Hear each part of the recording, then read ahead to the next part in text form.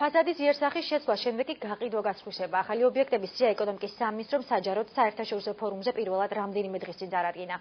ობიექტები, რომლებიც დღემდე დავისაგანია, ბევრისთვის ძეგლის სტატუსს აღარ ადარებს. რომელი ობიექტები შევიდა საპრივატიზაციო ნუცხაში, ირინა წუწუნავაგი ამბობს.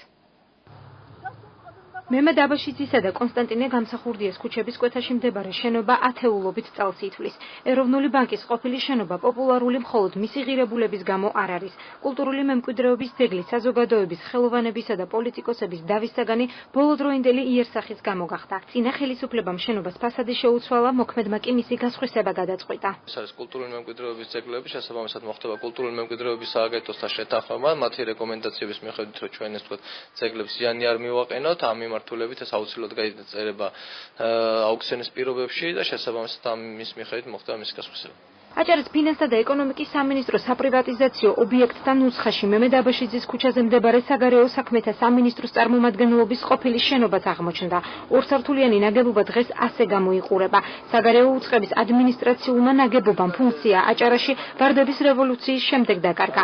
შავ კარკასად ქცეული ნაგებობა კულტურული მემკვიდრეობის ძეგლის სტატუსს ატარებს, თუმცა სპეციალისტების შეფასებით ისტორიული მას აღარაფერი შერჩენია. ამიტომ გასხვისების შემთხვევაში ერთი კონკრეტული მოთხოვნა აქვთ. არცეთი არ არის უკვე ძეგლი ვიზუალურად, ორივე გაფუჭებულია და განადგურებული. ეხლა თუ სახელმწიფო პრივატიზირების ნუსხაში შესული ეს ორი და გაყიდეს, უნდა ჩადოს პირობა ინვესტორისთვის, რომ დაუბრუნდეს ის პირვანდელი სახე, როგორიც ჰქონდა. აი ეგ არის ძალიან მარტივი. რეგიონის ფინანსთა უწყების გასაყიდი ობიექტების ჩამონათვალი ამით არ იწურება. საპრივატიზაციოდ სამინისტრომ ქალაქში რამდენიმე მიწის ნაკვეთიც მოამზადა, მათ შორის იუსტიციის სახლის მიმდებარედ და ახალ ბულვარში. ინვესტორებისთვის მომზადებულ პაკეტში რამდენიმე ობიექტი ქობულეთის მუნიციპალიტეტიდანაც აღმოჩნდა.